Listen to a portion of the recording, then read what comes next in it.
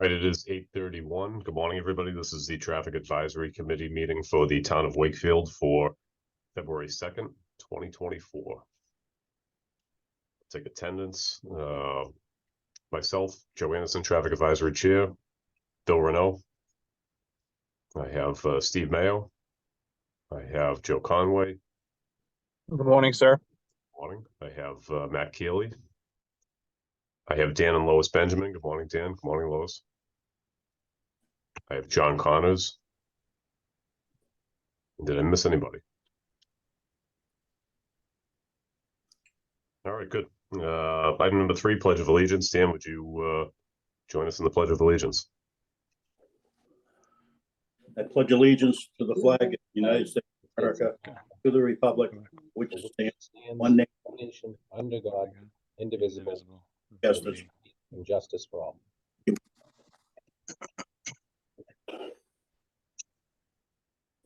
Thank you, Dan. Well, good morning, everybody. We have a decent agenda, as we always do with Traffic Advisory. We're joined by a Linfield resident, Thomas Manning, and Thomas is going to see how we conduct our Traffic Advisory Committee meeting. Linfield is interested in getting a safety committee or similar town committee started on their end, so we hope to give them a little bit of a flavor of what we do here, and hopefully that can help them there. So the first agenda item is public engagement. Item number 4. If anyone has anything from the public for Traffic Advisory that is not part of our agenda that you'd like to present to us, we'll give you a couple minutes to do that. So if you can raise your hand. If you do have something for an agenda item, I just ask that you hold it for that agenda item, and we will have you come up at that point. So anything from members of the public for Traffic Advisory that is not covered by an agenda item?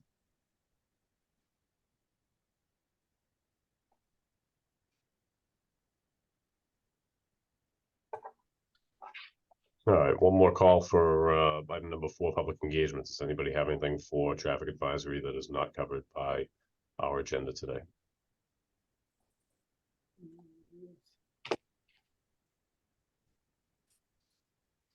Okay, item number 5, the meeting minutes for December 1st.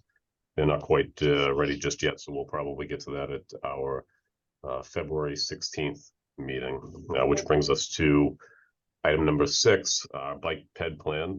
Bill's just going to give a quick update on where that is. We're going to have a special meeting on the 16th. They're making some final adjustments to that presentation, and Bill will likely do the meeting minutes that meeting too. And I think we might have a couple of other things that would be, best suited for that agenda. But if you want to give us a quick update, we're not going to really have much discussion on the plan just yet, but he can give us an update on what we might see in a couple of weeks. Sure. So thanks, Joe. So basically over the past month and a half or so, Erin Kukinda, our economic development coordinator, and I have been working to kind of consolidate a lot of the sections within the bike and ped plan. I found a lot of redundancy through it.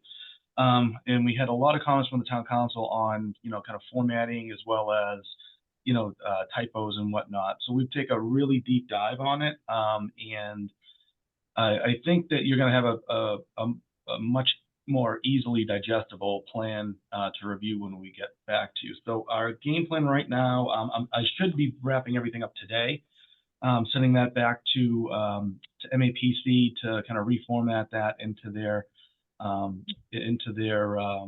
template, and you should have it hopefully by midweek next week. So you'll have about a week and a half prior to our February 16th to review. At the same time, I'll be forwarding that to the town council, and we'll be placing that up on the web to start the comment periods too. So that's kind of where we stand with it, and I think we're hopefully towards the end of the road on this one, and I think that's about it. All right, sounds good. We look forward to that in a couple of weeks. So for members of the public that are joining us today that saw that agenda item on, we will be discussing that presentation on February 16th. So 2 Fridays from now, same time, 8:30 via Zoom. So that's posted on the town's website as well. So February 16th on that. Item number 7 is the high school roadway and rotary design. We have Craig DeCallo with us from left field. I'm sure Aaron's here as well, and maybe a few others. Craig, would you like me to make a co-host so you could share your screen, or is there somebody better for? Yeah, so I'm presuming that maybe Aaron Priscilio, is that correct, Aaron, that you'll be sharing your screen? No? Thank you so much, Lieutenant Anderson and Craig. I am Erin Priscilio, civil engineer on the high school project. I'm joined by Stephen Saragusa from BSC Group, our traffic consultant for the project, implementing the roundabout and the roadway improvements. So, Stephen, trying to see where you are. Somewhere. Oh, there you are. So Stephen is actually going to be presenting to you this morning. He's going to be sharing his screen. So if you could enable that. Perfect. All right. Thanks, everybody. Sure. And just as a little context or background, thank you for letting us appear before you today.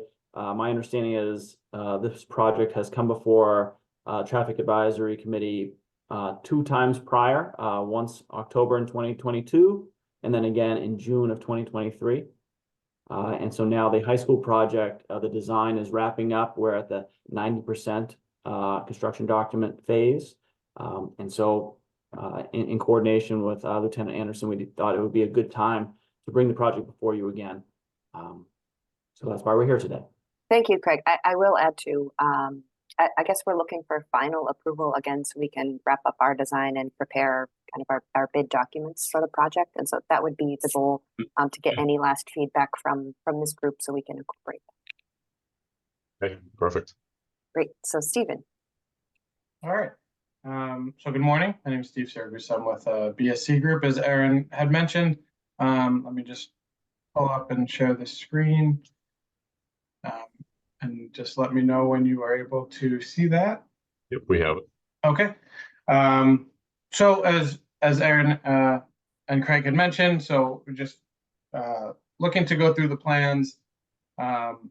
We had met previously a few times. So I know in June we met a couple of times, or a few, and discussed multiple things. We reviewed the single lane roundabout, the different on-site circulations, because I know that had changed.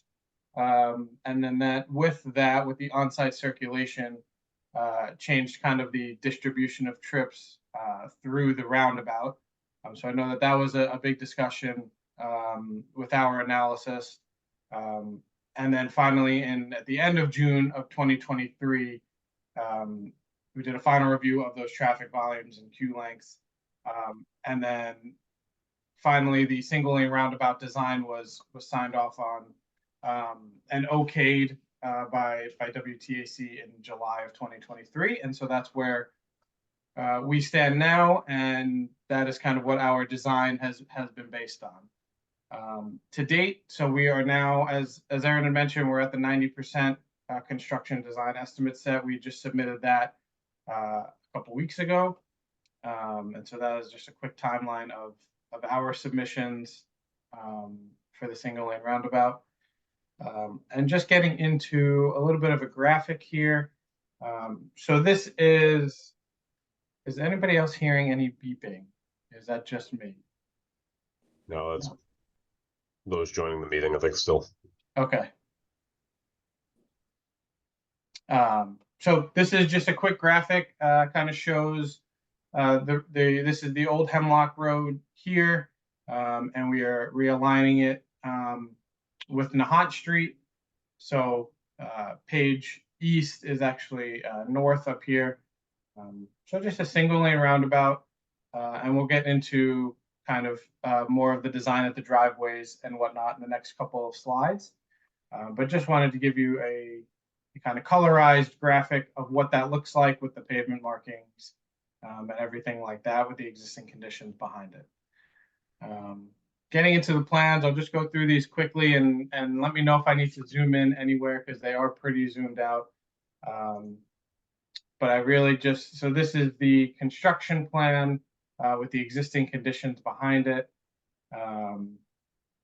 Kind of running down up Farm Street all the way past. This is the proposed entrance, the new proposed entrance up here to the new high school parking lot, and then the new Hemlock Road entrance down here. And so as you can see, the roadway gets realigned, starting essentially at this driveway, and then aligning with Nahant Street. And then a quick, just the pavement marking plan. That's drainage and utility. If you want to see that, please let me know. I can circle back to that. But just to show some pavement marking. So one of the big things that we included here was this left turn lane along Hemlock Road. Talking through the on-site circulation back last year, we felt that this left turn lane was important to have because we will be allowing parents and buses to utilize this driveway in both directions. And at the same time, the new Northeast Metro Tech, I know that that was a big discussion too about whether they were going to allow parents to use Hemlock Road to access the new high school. And I believe that they still will. So having this exclusive left turn lane here allows for queuing space and for parents or buses for NEMT to kind of bypass any buses or parents looking to turn left into Hemlock Road here, into this driveway. Stephen, can I ask how many feet of queuing space that lane provides? Sure. I believe it is about 100, maybe 150. Okay. And so it's a pretty standard, basic one-lane roundabout, as we had mentioned, and that is, I know that was a big discussion going into this design, whether this approach on Farm Street, the southbound approach, was going to have 2 lanes with 2 circulating lanes around here, and through a lot of discussion and a lot of analysis, as I mentioned, that finally in June of 2023, we agreed upon a single lane roundabout, which I think was the preference of the town all along. So I think that with this design, again, queue lengths, during school drop off and afternoon pickup, it's a busy school, right? So there's going to be queue lengths, but we did well to, I think the roundabout does well to alleviate a lot of those queues. Right now it's backing up all the way to Water Street, and maybe even past Water Street. And the roundabout significantly reduces that queue because this intersection being offset the way that it is, anybody who's tried to drive out there between 7 or 8 in the morning or 2 or 3 in the afternoon knows that there's a lot of confusion and a lot of backup there. So this really helps flow, helps the capacity at the intersection.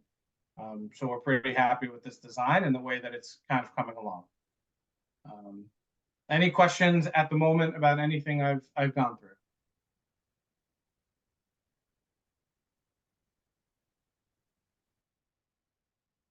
Okay. Lastly, the last thing I just wanted to share, and I know that this was in our plan set too, and I know that this was a question that came up, was some truck movements through the roundabout. So we just wanted to put this graphic together to show you that it works. This is with a WB67 tractor trailer, which I believe is going to be bigger than any tractor trailer that uses Farm Street. Bill, I know you and I had a conversation previously about what the biggest vehicle size was. And we settled on this for now, but it does make these movements without overrunning curb or onto sidewalk or anything like that. So we're comfortable with this design, and knowing that any other smaller vehicle will be able to make these turning maneuvers as well. And that is it. Like I said, I just wanted to go through it briefly, just to kind of give you guys an update of where we're at with the design, what that looks like, and more than happy to answer any questions or anything like that. Okay. open up to members of TAC for any questions or comments. Bill, do you want to start? Yeah, I think it looks great. Happy that we're down to a 1-lane roundabout. Folks, we have one coordination piece about access to the baseball field for maintenance that we probably got to clarify. Aside from that, everything's good in my end. Okay, Matt? Yeah, no additional comments. Like Steven said, we spent a good amount of time on the analysis of this, going back and forth between the single lane and the 2-lane to accommodate that left turn onto Hemlock. In the end, it's a balance, and if we had made it a 2-lane, that would just make a longer pedestrian crossing, and that would add to the queues as well. So I think when we looked at the different analysis and the simulations, we're in the right spot with the single lane, and it's still going to be busy during those times, but overall I think it's the right way to go. I agree. Joe Conway, anything for us? Just one out of curiosity. What is the intended material for the inside of that rotary where you're showing the brick? Or is that, I guess I should say, have we decided on that yet? I don't know if we've decided. Typically, it's some type of paver, or pressed concrete. I don't know if the material has exactly been decided yet. I think if the town or you guys had some type of preference, maybe we can work with that. Aaron, correct me if I'm wrong there, but I think that's okay if we if they have a preference. Sure. So I think that there's that paver band, but then Joe, I think also you're talking about what's shaded green in the rendering right now, right? Yeah, so I understand what that is. So just looking at the truck turning, knowing that 130,000 pound trailer is going to be rumbling over it. If you were going to show like clay brick, I'd probably say we need to talk about that and shoot you back something on that. So Joe, that's a good point. This is the chance to incorporate these types of feedback. I would ask what you would like to see there.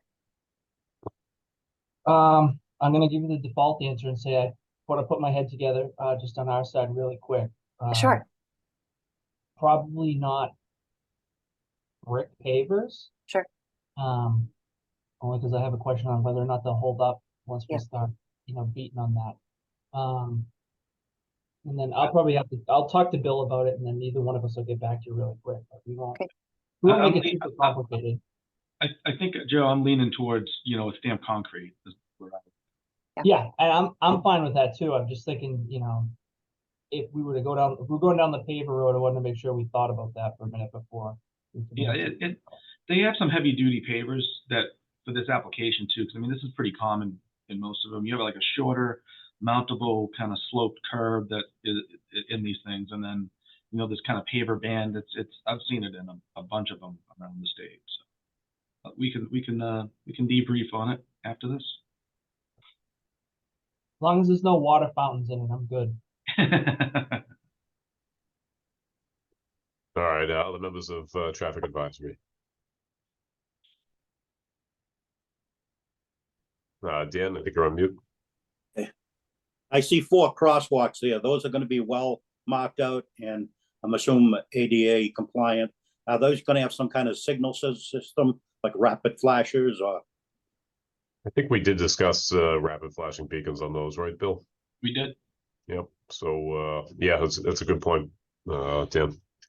Those will definitely be ADA compliant and include those. I think we discussed that at one of the previous meetings. So that's definitely important there.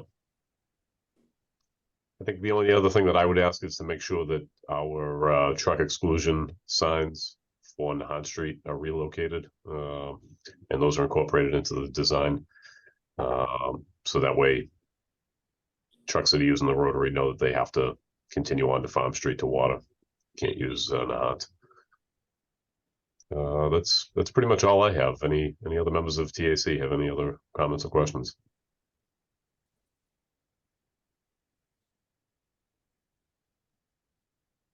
Okay, I'm going to open this up to members of the public. If you could raise your hand and just state your name and address.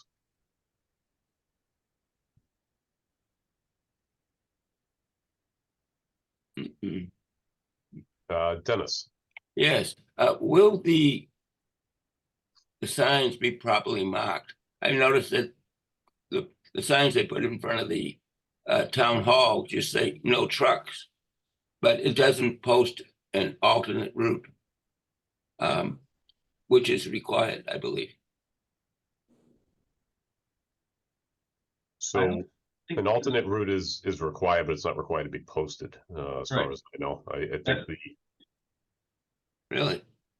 yeah, so I think the obvious would be they'd have to just continue on to Farm Street and wouldn't be able to use that route there. We've actually enhanced the signage there. I know there might be a couple of straggling streets in town that don't have enhanced signage, but we placed 2 signs on either side in the current configuration to make sure that trucks know they can't use Nahant Street before they turn onto Nahant Street. In the past, they were kind of recessed back onto Nahant Street and some of our other streets like Montrose. So by the time they turned onto the street, it was a little bit too late. But we can definitely make sure that that's posted and trucks know they can't use that route. Thank you. Any other members of the public, if you could raise your hand?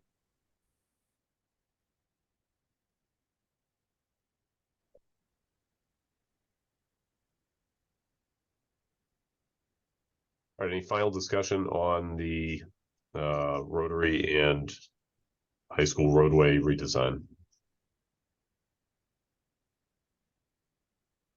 I will turn it over to the design team for any closing remarks.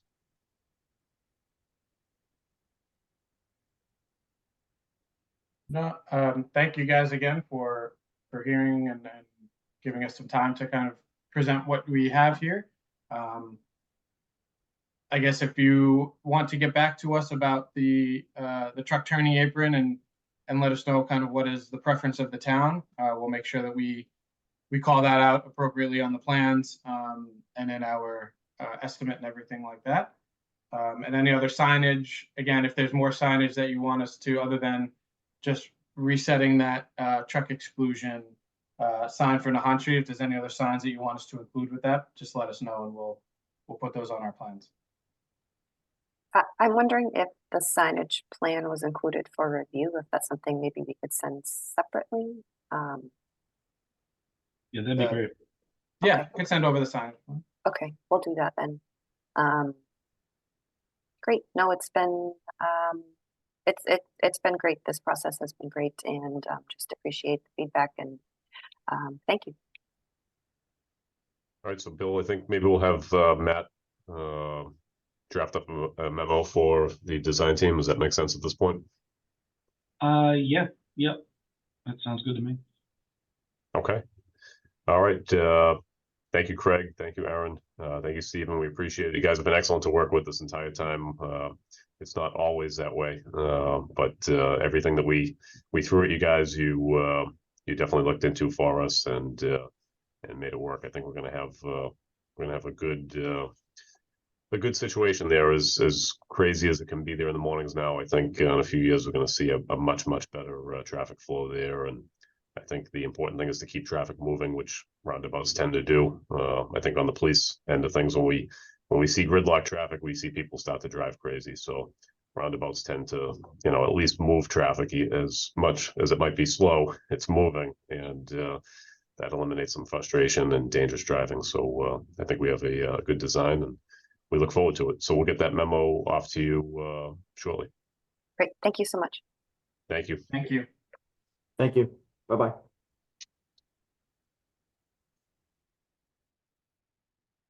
Okay, item number 8A is traffic calming application.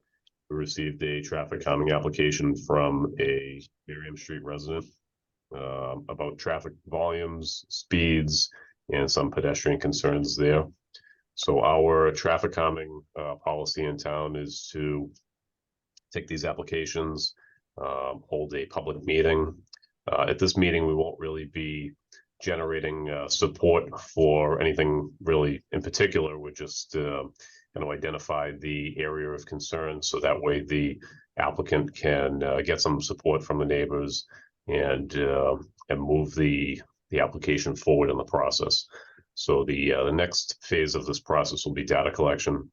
So we'll decide as a committee how we're going to collect that data and see, number one, if a problem exists, number two, the degree of the problem, and what it might justify us considering as a traffic advisory committee, and then ultimately a town that would have to fund any type of traffic calming measures there. So I will invite Danielle, if she's on with us, to speak briefly about her application, and then we'll discuss where the area of concern is, so she can continue on with getting some signatures and things like that that are required to move this further along in the process. So Danielle, welcome. Hi there, thank you so much. I was just, sorry. We have experience, we moved in about 2.5 years ago, and the traffic, the speeds that people travel to cut through Merriam Street to avoid the train is pretty intense, and there are no sidewalks, there's no painted lines, so people don't even know where pedestrians should walk versus not walk. And it is a very high traffic pedestrian area with people coming off the train, people walking their dogs from the main street on Forest and coming over into our neighborhood to do that. We wait for the bus at Merriam and Robert Street with my 2 little kids, and people fly over the hill. And honestly, I'm so nervous that it's going to be not a matter of if something happens, but when something happens, because they just, even if there's 2 cars coming, there's not enough room to move over even. And when people are going so fast, they swerve over into where pedestrians stand. We put up a fence in front of our house and feel like we've done everything we can to keep ourselves safe, but outside of not walking on our street, which I really wouldn't say is a main road, it just feels really unsafe. And I know that we've already tried to gather some support from neighbors, and everyone we spoke to agrees. So I don't know what we can potentially do other than, I mean, there's already signage and things of that nature, but nobody pays attention to that. And it's extremely dangerous when people are crossing from Forest Street at the end of Merriam Street over to where the trains are. It's a terrible like intersection, so you kind of just have to play Frogger and hope for the best crossing over to get to the train. Okay, thank you. So we did receive 4 emails for public participation. I'm going to save those for as we advance through this process, but just so the committee knows that there appears to already be a significant amount of support locally for us exploring what the degree of a problem that we have there is, and possibly exploring some type of traffic calming. So as we move through, we'll see if there's justification for implementing a traffic calming measure there, and what that looks like. That's something that we will lean on our engineers for and their experience to see what the most cost-effective solution might be. Every roadway is different. Every roadway possesses different challenges, maintenance, safety, geometry, displacing traffic problems to other adjacent streets. There's a whole host of things that we have to consider when we consider really any change to a roadway in town. So I think at this point, our committee needs to look at where the area of concern is. So Bill, I have the assessors map. Maybe we could go over identifying. Yeah, we're gonna deploy the traffic. We want I to could have sworn we did this already. That there was a request. I don't know if it was maybe when Chief Gorey was in that role. Does that ring a bell to you, Chief?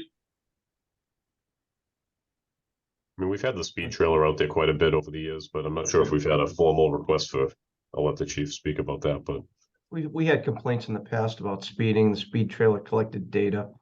The data showed the occasional speeding car, but nothing off the charts. I think the average speed was around 26. I'd have to go back and look at the actual report, but it's about it. Yeah, I mean, it probably was a while back, so I mean, I'd be still comfortable to at least collect it now, I think. But I could have sworn, I thought that's what I remember as well, Chiefs. Bill, if you check the file for 888 Main Street, you might be thinking of that when they did the health building down there. No, it was definitely Miriam. Definitely Okay. for sure. Yeah, definitely was. Okay, so I'm going to share my screen here so we can take a look at Miriam Street. If you give me 1 second. Can everybody see that? Yep. Yep. So we obviously want all of Miriam Street to be included. Do we want to go out to Robert Street, or do we want to just keep it onto Miriam Street? I think we just keep it on Miriam Street. Yeah. I think there may be a couple of houses on the corner of like Hawthorne and Laurel that may be technically on those streets. Do we want to include those there for signatures? Yeah, I would think that's fine. Yep. Well, they might not see it as much, though, to be honest with you. Maybe we just stick with the folks on Miriam, Okay. 'cause they're the ones that are affected. So. All right, anybody from Traffic Advisory have any comments or suggestions for the next phase of this application?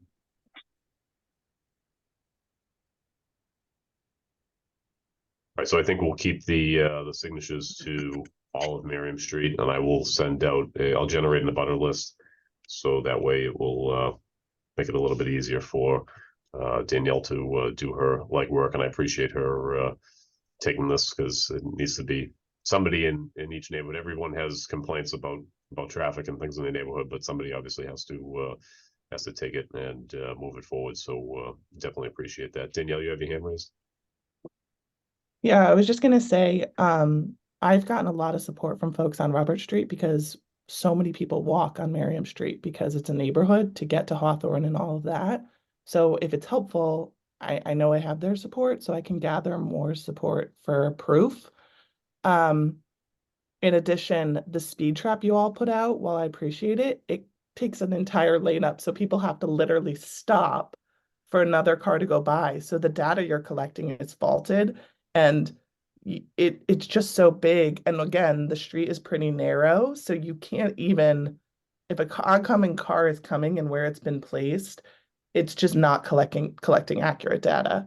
Yeah, the You speed have to trailer stop. You have to stop to get by the speed trap. It's challenging because it Yeah.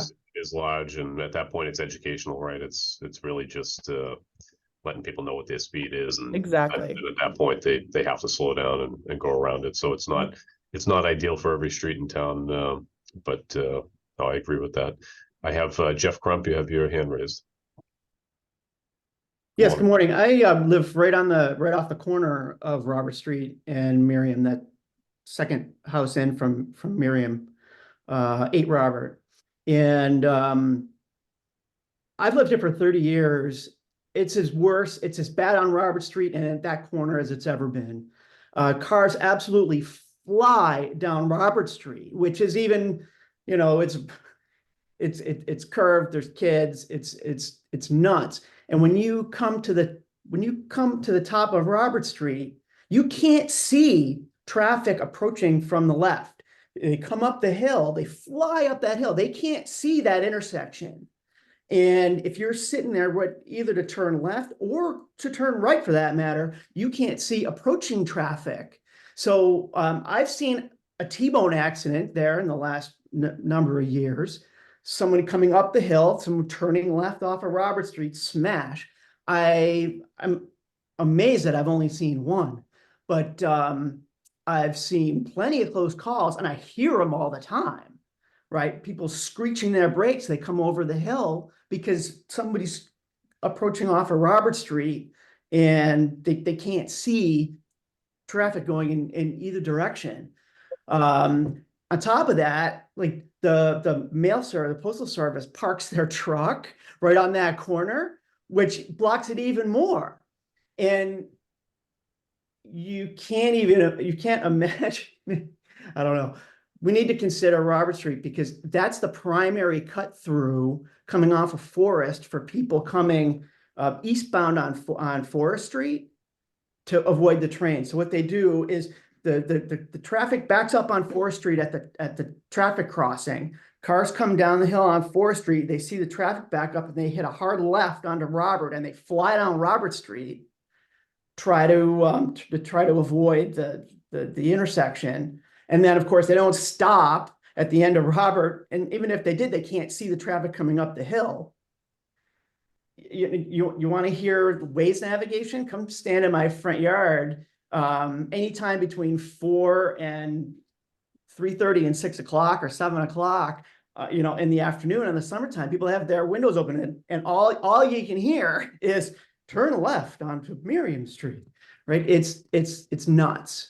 Robert Street is the primary cut through for the train traffic. The end of Miriam, where Danielle lives, is secondary, right? At least for me, when I come walking up that hill on Forest Street and the train gates are down, it backs up. So people come through and they will see the backup and turn left onto Miriam Street. But on a Friday afternoon, that backup at the train goes past Miriam Street, so they fly down Robert Street in the same way. So we need to consider Robert Street. It's a huge safety factor. I've seen accidents there. I hear them all the time. And that intersection is a blind intersection with traffic flying. And as Danielle says, there's no room to navigate. So we did actually look at a potential stop sign there, Bill. Maybe that's what you were thinking. There is a stop sign, but people don't stop. Well, a couple of it was maybe a year and a half ago. This is a funny story. Somebody actually, I just want to give everybody a chance to. I understand, but I just want to tell this story because it will illustrate the degree of frustration that we have here. Somebody went through about a year and a half ago and actually created real, like, metal residents only signs and threw them up on the telephone pole at the end of the street.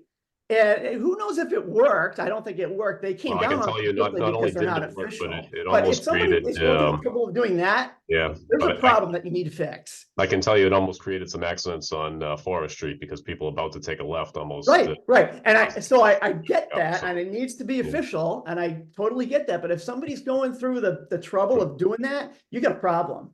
So that needs to be fixed. Thank you. Thank you.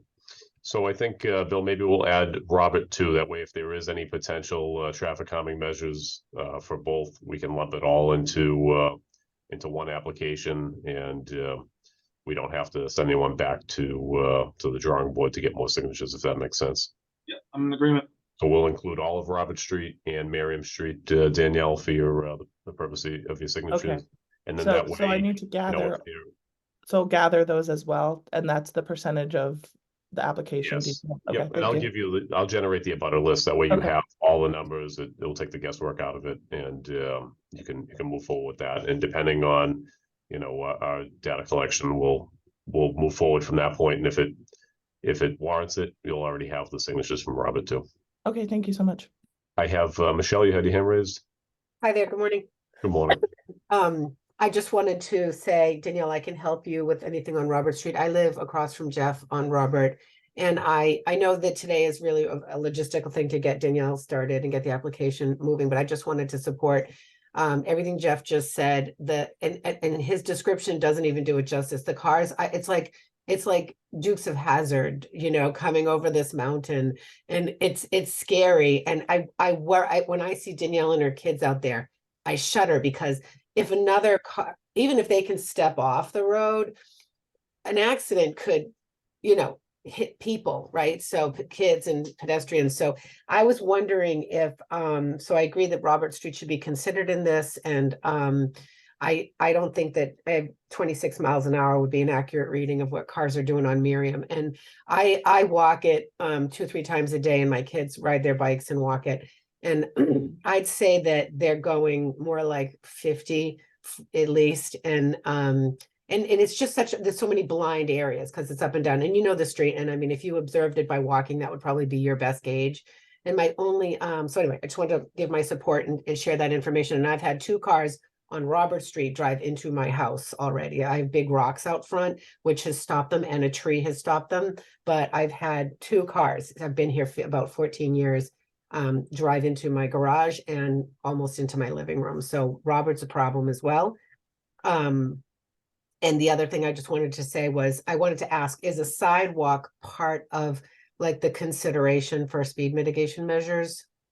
Wouldn't be a consideration for speed mitigation, but it's something that, you know, we would identify throughout the process, and it's something that Bill, our town engineer, would consider if this was an appropriate location for the addition of sidewalks. That's kind of a whole other, that's DPW's end of things, but we can definitely address those concerns in our review and forward that to DPW for their consideration as well. Yeah, just on Miriam, I mean, Robert has some and doesn't, and Robert's okay for walking, not the speeding. Miriam, where Danielle lives, has sidewalks-ish, they're people's yards kind of, but the spot where the you know, the Crystal Lake reserve, you know, woods kind of are there, you can't get on it because, you know, you teeter on it when cars are going by. And the problem is, if you step in it, you're going to step in dog crap because nobody picks it up there because there's no sidewalk. So I just wanted to mention that area as well. Would a sidewalk, I think, would be very helpful on that. And that, in my opinion, is a speed mitigation measure, because if they're going to speed anyway, at least you have a physical place to be and not get pinged. Okay, thank you. I have Nick, you have your hand raised. Good morning. Hi, morning. I'm Nick. This is my wife, Katie. We just moved to Miriam Street about 2 months ago. Just want to echo what others have said. Just raise our hand in support. We're 100% on board, and totally have observed. In just 2 months' time, we've noticed everything that everyone is saying here. We both walk to the train multiple times a week, and it crosses my mind every single time I walk, am I going to get hit by a car today? Like it's nuts. You know, we were really drawn to this neighborhood because we noticed right away how many people love to walk and run, and, you know, with their kids or their dogs on our street. So it's really quite surprising that this street does not have a sidewalk and there aren't more speed mitigation measures in place here. Okay, thank you. Any other members of the public on this agenda item?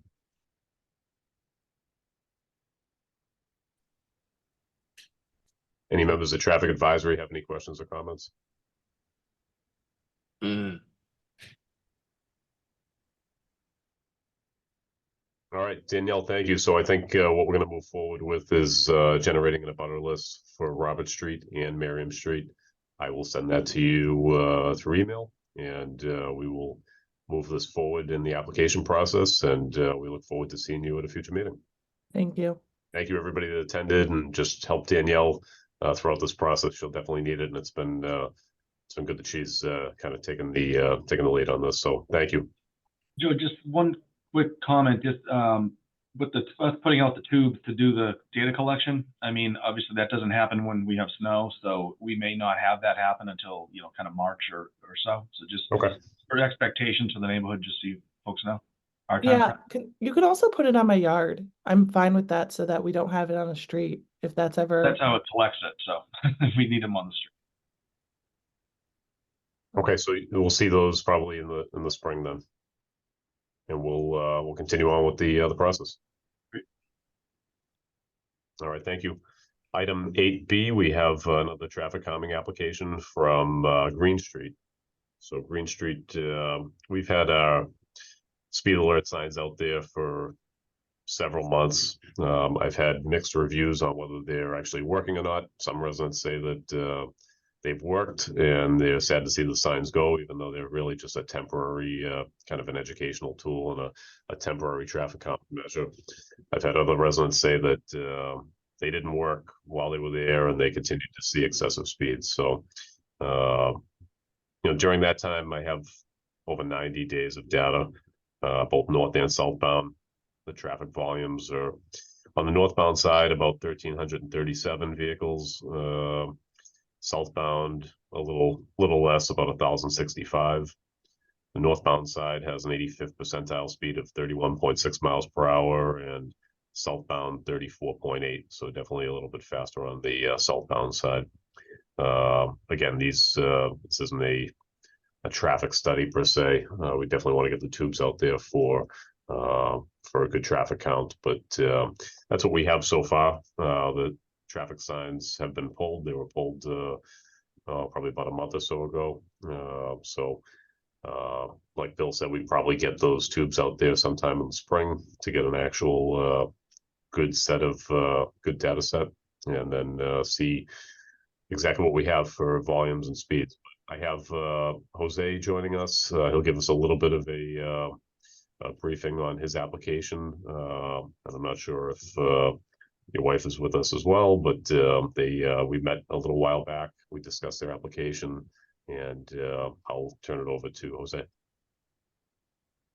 Good morning, Jose Casa, 4 Oak Avenue. I raised this concern about Green Street along with other neighbors because drivers need to know they are in a residential neighborhood and need to know what certain driving behavior is expected of them. You can't be driving 40 plus miles an hour on a street like Green Street with its proximity to Greenwood School, also with other kids on the sidewalks waiting to be picked up by the school bus. You also have drivers with loud mufflers early in the morning, waking everyone up, and late during the night, during the weekends, as if this was a speedway. Green Street also gets a lot of traffic for people trying to get to Main Street from Oak Street, which is also unsafe, especially during rush hour. So it gets a considerable amount of traffic during those times. I understand our law enforcement cannot be everywhere all the time enforcing traffic laws. I understand resources are limited, and they also have more important matters to attend most of the time. Because of that, we need to have more permanent calming measures in areas where they are needed in order for drivers to behave accordingly in residential neighborhoods. This can be about temporary safety, but more having a long-term vision of creating safe residential neighborhoods. Also, not sure if any element of the Greenwood Ave Oak Street intersection project addresses this issue, if that project is even happening. So, but that's all I had to say about in support of our application here. But there's a bit more details obviously in the application, but that's all I wanted to say regarding that. Thank you, Jose. So we'll do the same as we did for Miriam Street. We'll identify the area of concern, so I can generate an abutter list and have you move forward with the process. I'll have our town engineer Bill Renault speak first. Yeah, so we also did traffic counts for this in 22 that were pretty much identical to what you found. So I can forward that to you, and we can have a dialogue.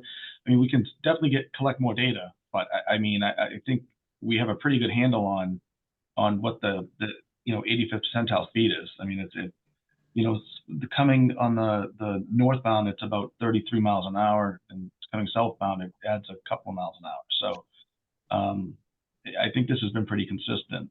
As for the project itself, I mean, it wouldn't address it because it's going to realign the intersection. That's what it's going to do. It is still happening. We have a grant application in with MassDOT for the project. So we're waiting to hear back.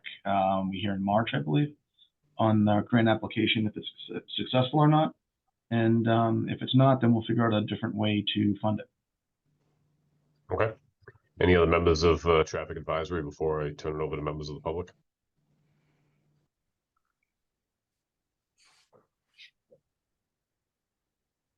Beatrix, you have your hand raised. Yes, familiar face.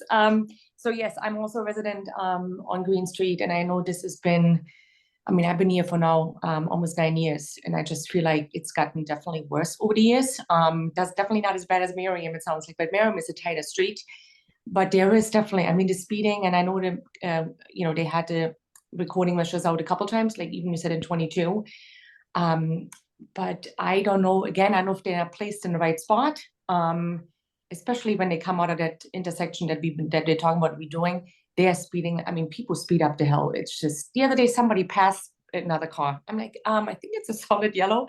So it's just a, it's a nice straight shot, and it just needs to, just something, I don't know if we can reduce the speed. I think I've mentioned it to you, Lieutenant Anderson. It's 30, people go 35, right? You put 25, people go 30. It just, would be something that, and I think, some neighbors we have talked to, we just haven't gotten signatures yet, but would be good if we could do another, I would say another round of collecting data and see where that is. But I just, would be good if we continue with the project, to keep looking at it. And trucks are coming up our way. I'm like, how are they going up the steep hill? I have no idea. I don't stand by, they don't stay down on Main Street. Yeah. So that's just again, I'm in support for Jose. Yeah, just something. And these couple guys that speed down the hill, with their loud mufflers, like he has said. I mean, I don't think there's anything can be done there, but yeah. All right, thank you, Beatrice. Thank you. Dennis, you have your hand raised. Good morning. Yes. It's the road itself that determines the speed people drive at. I mean, you can give up all the tickets in the world, but it's the road itself that determines the speed.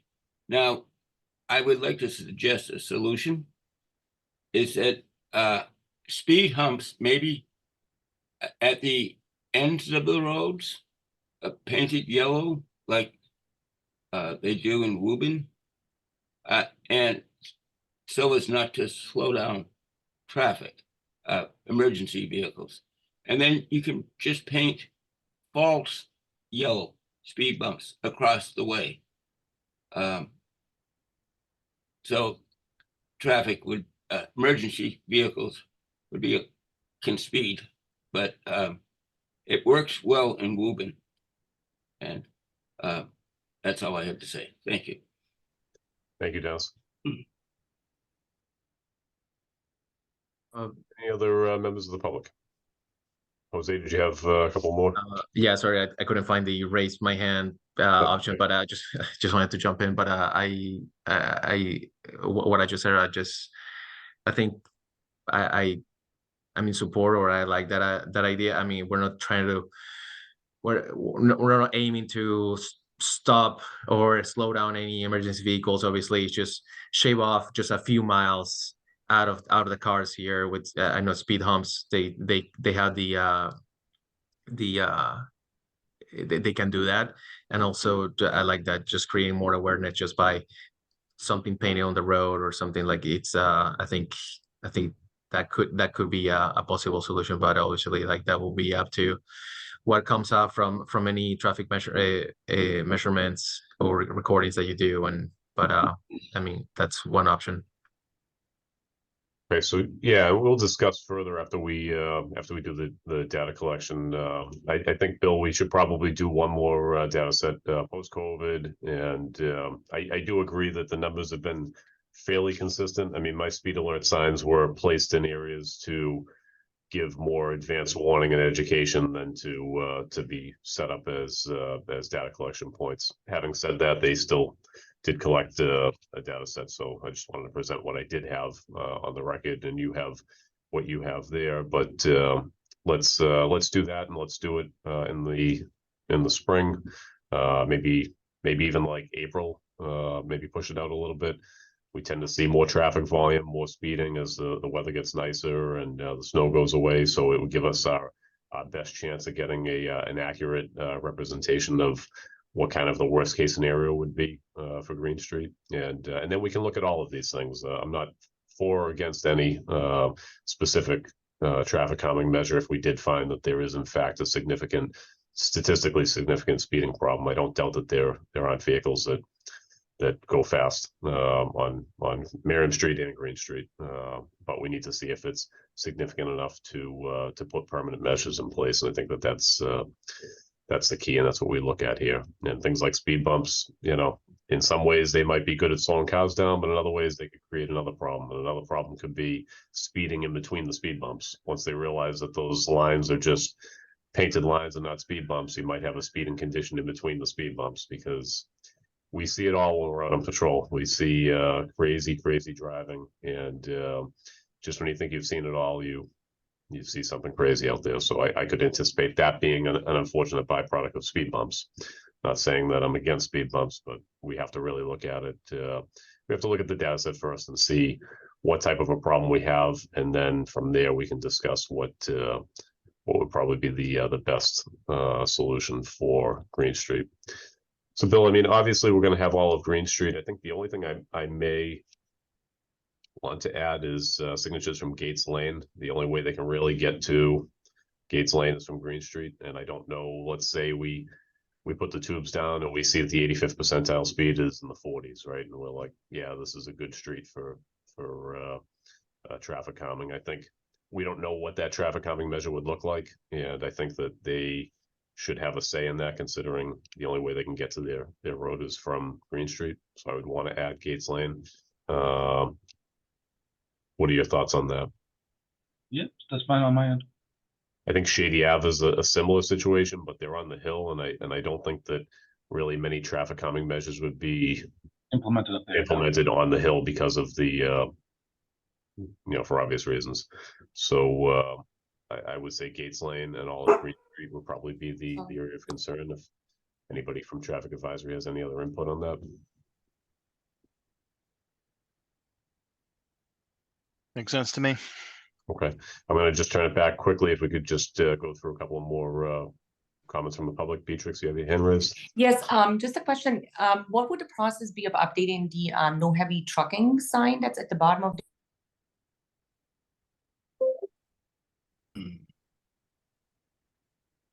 Muted herself.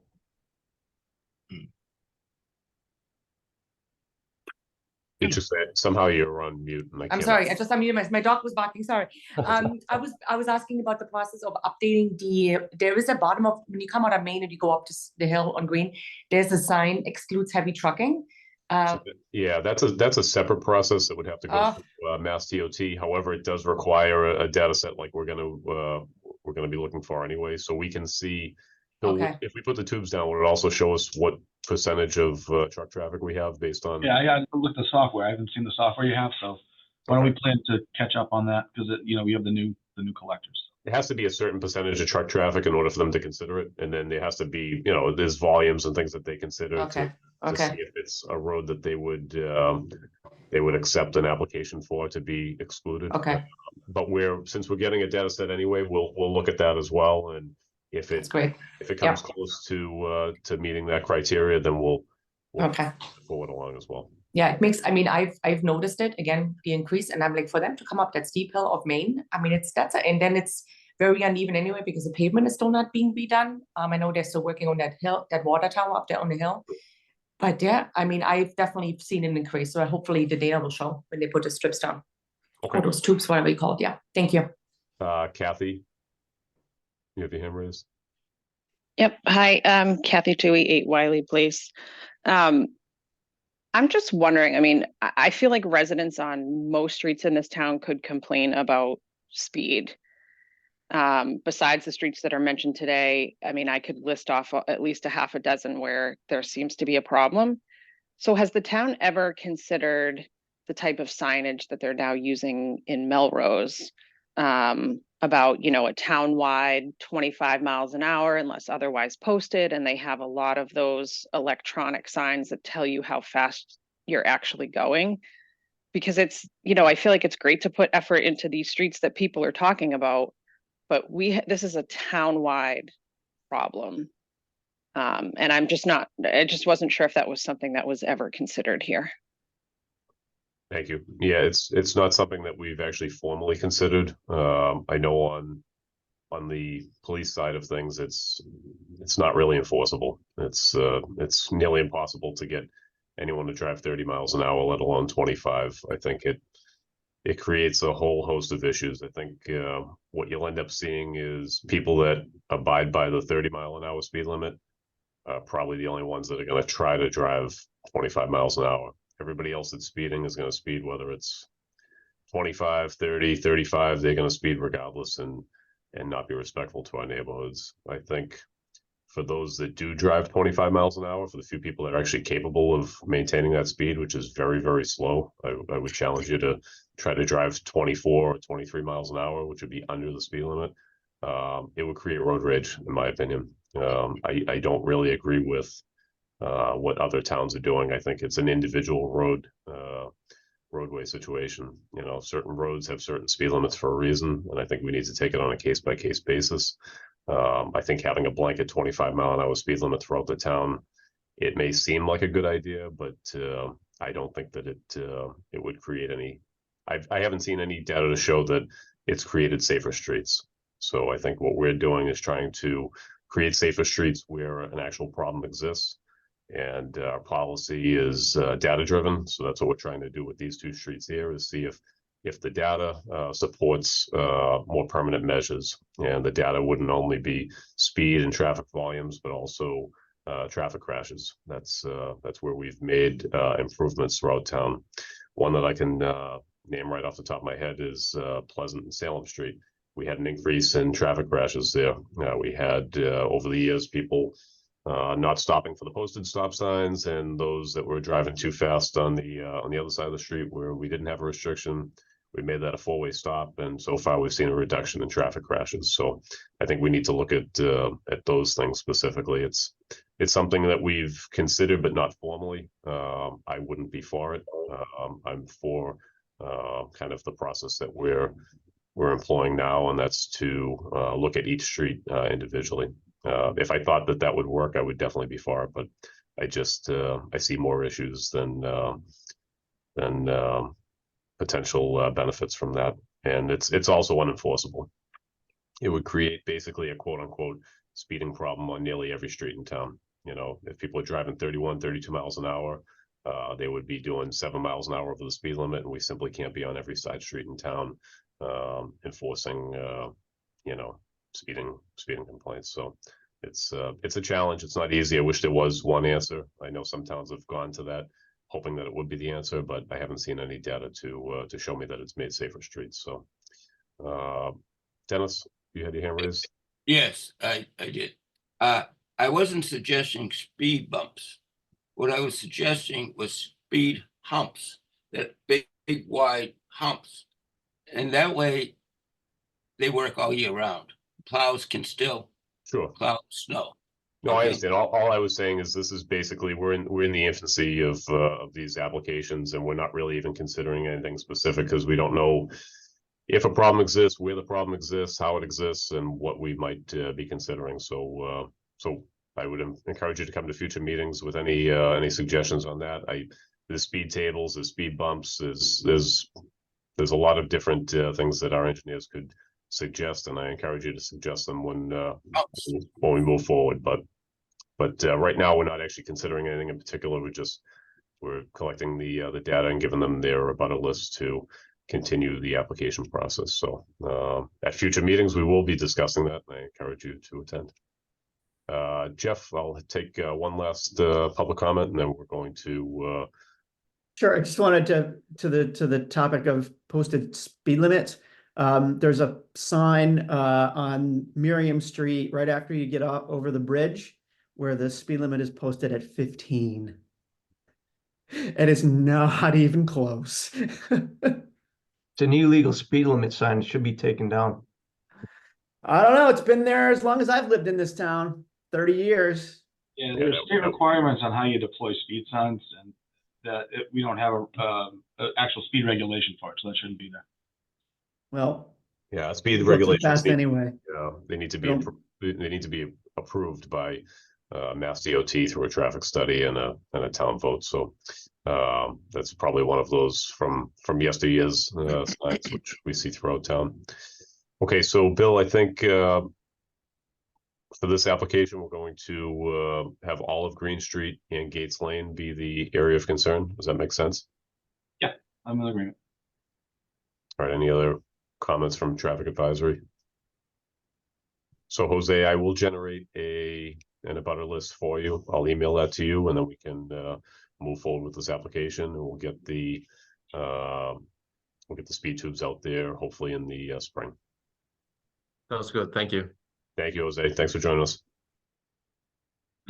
Okay, item number 9, a sign request. I have a resident from the Prospect Street area, John Letchford, who requests a sign for the area of Prospect Street between Morningside and Overlake Road due to limited visibility in that area.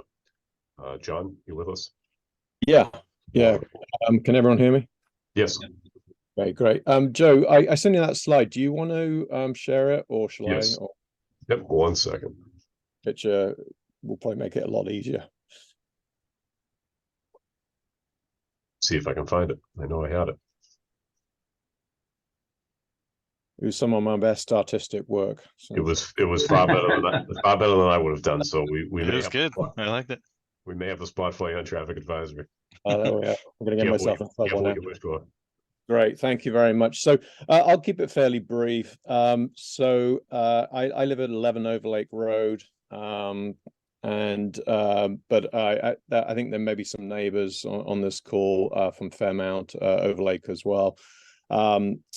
Basically, it's the same problem. Cars driving way too fast down Prospect. It is exacerbated by the fact that the hill it becomes a hill and it's a down incline. So on the picture here, I just showed you kind of what from the top level, and you can see the view both either from Nichols, where you can see the cars sort of come in at an angle. It's very hard for them to see if anyone's actually trying to cross over here. And then on the lower side, that's the view coming out of the road I live in, an Overlake Road. And so it's a little bit, I think one of the previous members of the public had said it's a bit like playing Frogger, and that's what's happening here. Is you're trying to get the right time to get across the road. It is exacerbated a little bit by, if you see on that sort of top right-hand picture, there really isn't a pathway between Overlake. There is no footpath between Overlake and Fairmount. So, it does limit some, when it's overgrown and so forth, it does limit your opportunity to sort of go up and down the road to get a little bit more visibility.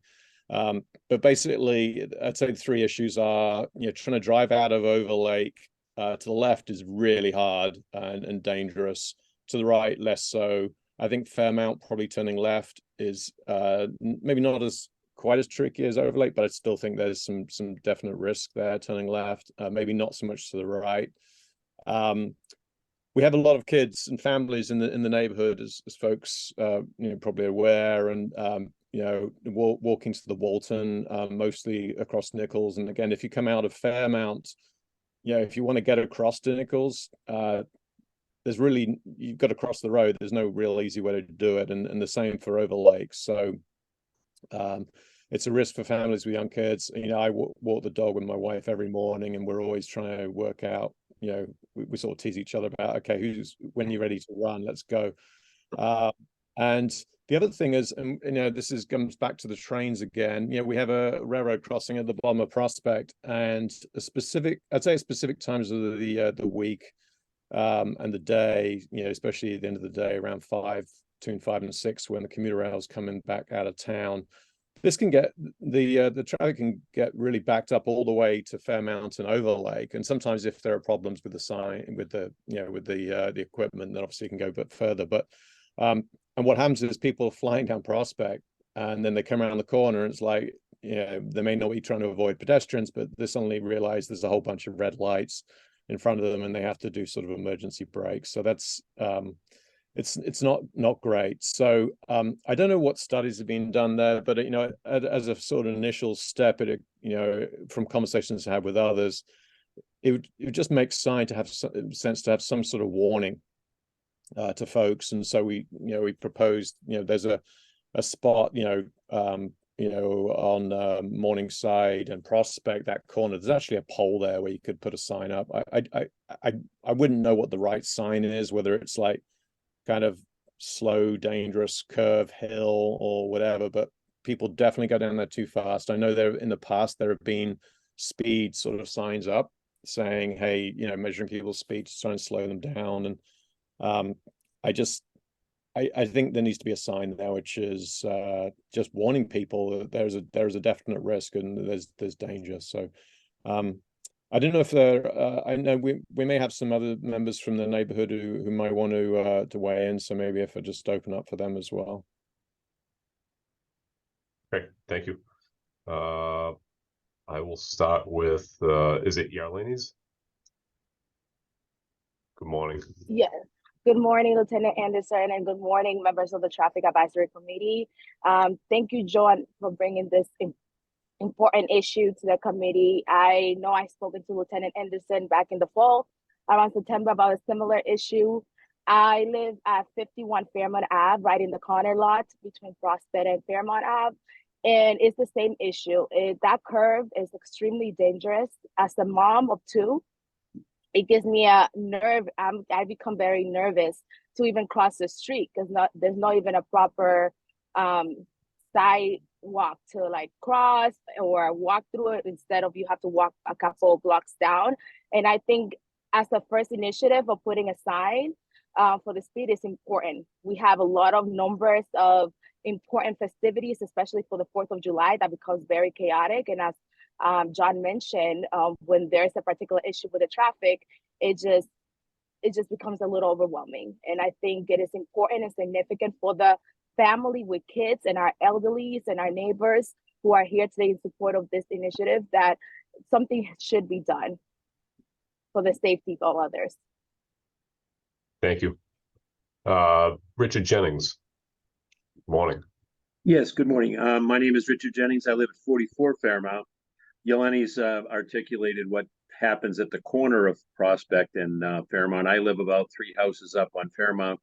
I've lived here for about 30 years, actually a lifelong resident.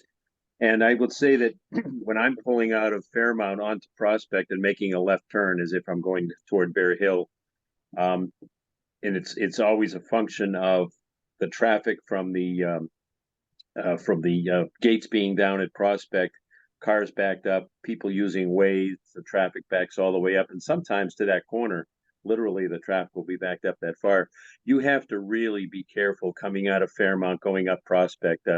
You have to really time your acceleration coming out of the street. It could be very dangerous, and it's a blind corner. People come down Prospect around the bend from Overlake, and you can't see them and they really can't see you. You really have to accelerate quickly, and it's dangerous.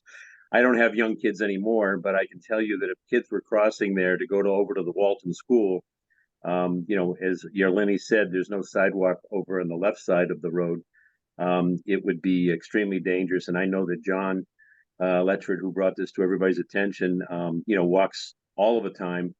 And I can only imagine just walking instead of being in a car would be very dangerous trying to cross the street. Some kind of mitigation, obviously, would be appreciated to alert people coming down Prospect toward the end of the street to know that it's a dangerous corner and there could be cars pulling out or there could be cars already stopped waiting for the train. So that's my 2 cents. Okay, thank you. Councilor Mike McLean, good morning. Good morning. Can you hear me, Lieutenant? Yes, we can. Yeah, I'll sign off right after this because ironically I have to go over to the Walton for a tour. Not because of my son, he's 30, but because we're touring there today.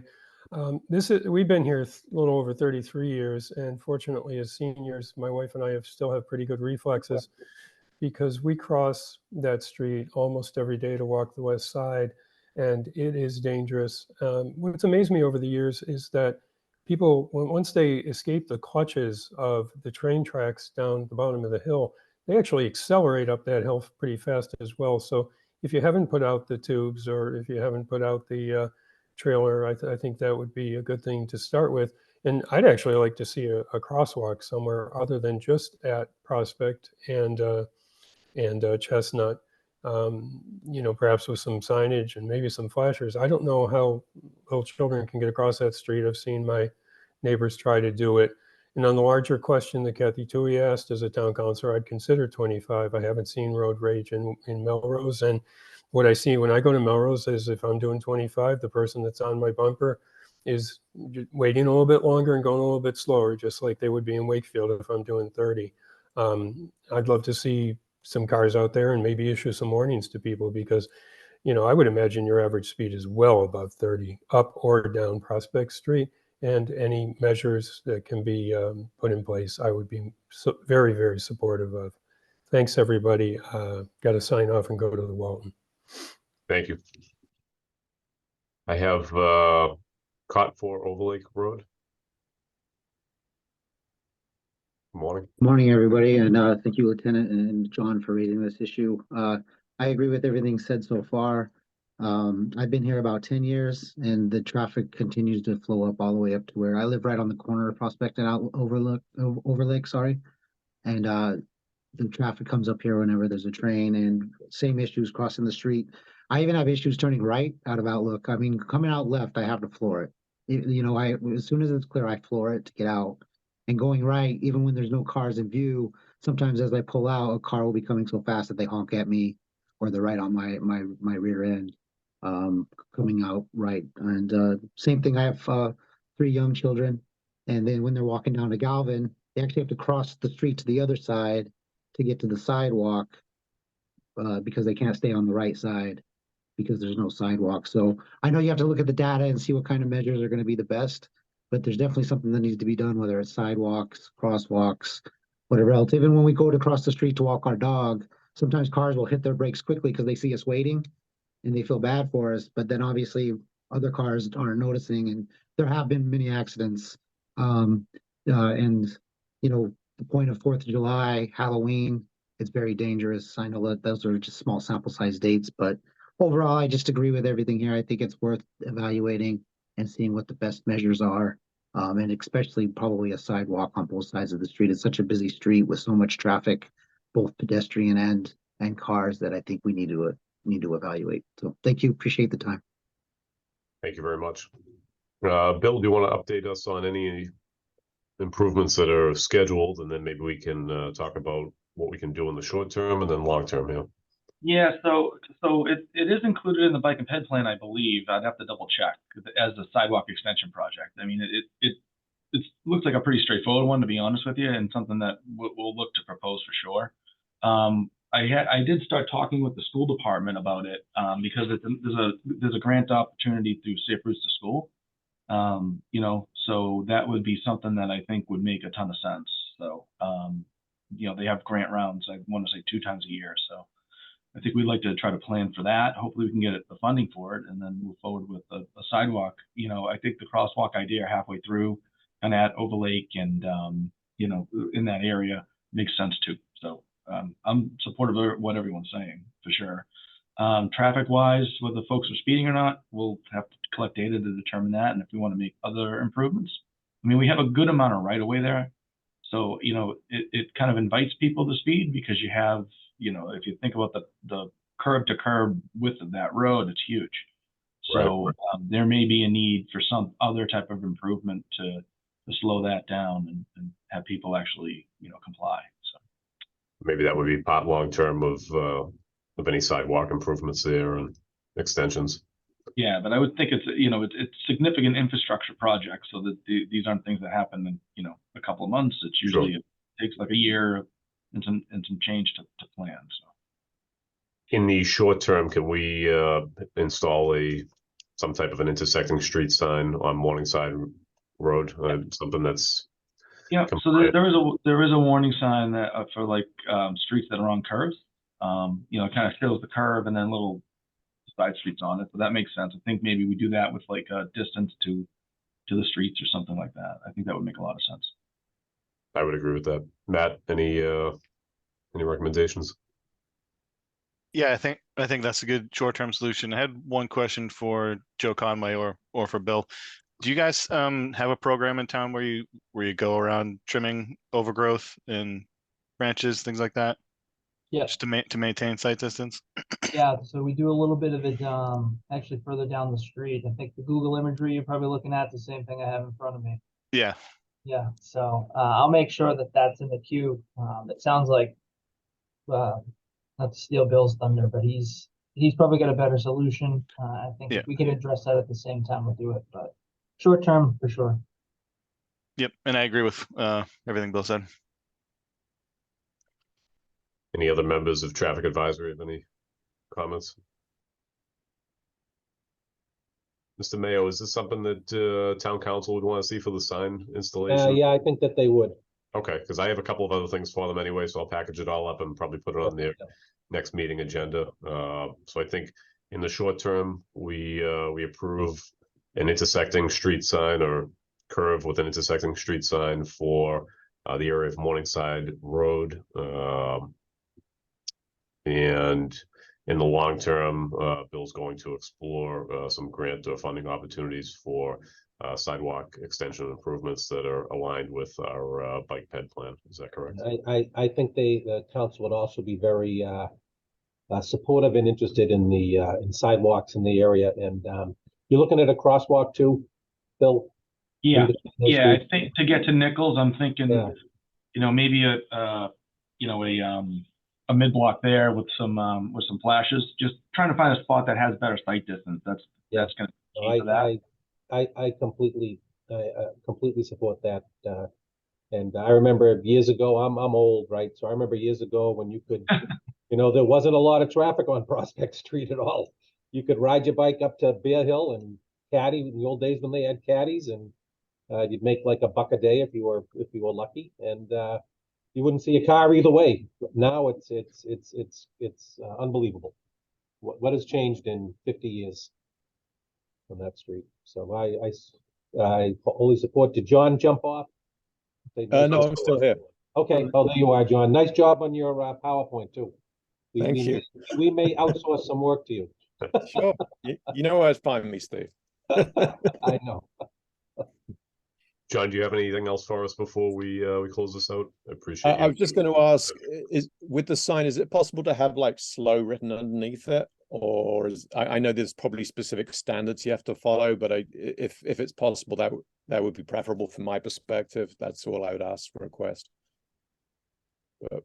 Bill, you want to research whatever's compliant with Yeah, I mean, if we can do something like that, I will. I'll have to look through the MUTCD, see if there's a sign that does. There's a manual. Yeah, I think they've sort of got rid of it. Okay, appreciate it. Thank you. Yeah, but I'll take a look.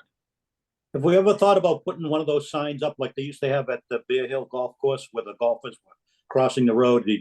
I think it's a yellow caution sign with the little LED lights, similar to the light department. I think has them now, and in the junction, I think they have it by the dog park. Yeah, I wasn't planning to do it with lights. I was going to just use a standard sign.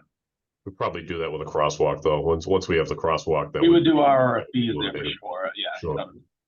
It's just trying to find a location, because I mean the big issue is the sight distance there.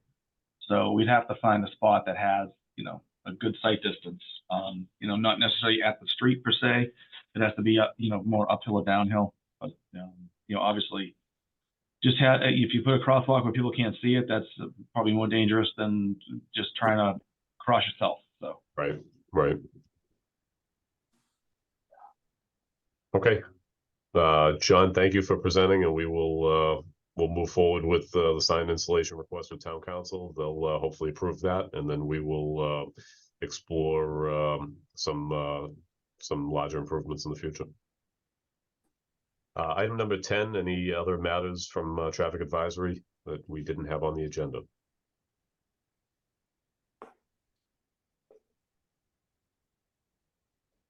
Going once, going twice. Didn't Dan sent something in, right? Mr. Mayor? I think Dan sent one in earlier today. Yeah. This is for North Ave, in front of the North Ave Diner, the dance school. Yes. I don't know if we can look into something on that crosswalk. I know it's probably the narrowest point on North Avenue that there is. Just opening your car door, if you're parked in front there, you almost get it knocked off. Yeah, but I think Joe had a good point, though. It's really kind of where the cars are parked, I think, is what the visibility problem is. So maybe it's a matter of kind of hatching a little area on either side, so there's some cover for folks. I mean, and we could there's a smaller little like traffic sign RFP that's an option. But, the thing for me is that we have, 3 mid-block crosswalks within 300 feet. Rule of thumb is every 300 feet. So, it's a little, I think you want to have like a main crossing location, not 3 of them, so that it's so scattered. I mean, you desensitize folks when you have too many of them. Right. So, but we are doing a corridor study. So, I'm waiting on a proposal right now from Prospect to Maine to do a corridor study, recommending improvements for all of North Ave as a potential TIP project. When I do the gate work that I'm going to be doing for our quiet zone. So, trying to dovetail all of that in. So I'll be coming back here with suggestions on it, but as an intermediate thing, I don't see a problem with the RFP, especially next to the train tracks. I mean, we would. For the Commission on Disabilities, that his daughter dances at that little dance school there, and just across. And I agree with you on the crosswalk. The people pop bumper, the rear bumper, the front bumper, right on that crosswalk itself. So you just jump right out of there if you. I think But we the- may have to explore maybe some painting there to box off that, one spot there in front of the crosswalk. Maybe Joe, at our next cycle of line painting, we can box that off. I mean, there is lighting there, which is good. So at least we do have a street light illuminating the crosswalk, but where that white Chevy Traverse is, maybe we can. That's what I've Hatch a seen. little bit more. Yeah, hatch it back. I've seen that be an issue where people are waiting to cross and you don't really see it until they're halfway through the crosswalk. Yeah. So Yeah, I think we'll have to, just as a suggestion too, though, I think we want to also, notify the businesses that is going to happen, because that might eliminate a space. So that will be obviously something that needs some outreach. yeah, so we can put that on a future agenda item, since we'd be eliminating a parking space there. But I don't see any reason why we couldn't do that. Yeah, typically we would do 20 feet on either side, so that would be losing a space on each side. Sure. All right, do I have a motion to adjourn the meeting at 9:56? So Did the ground shadow today? I don't know. I was hoping that you would update us on it. Well, I figured Joe Conway might know that. I do. He did not see the shadow.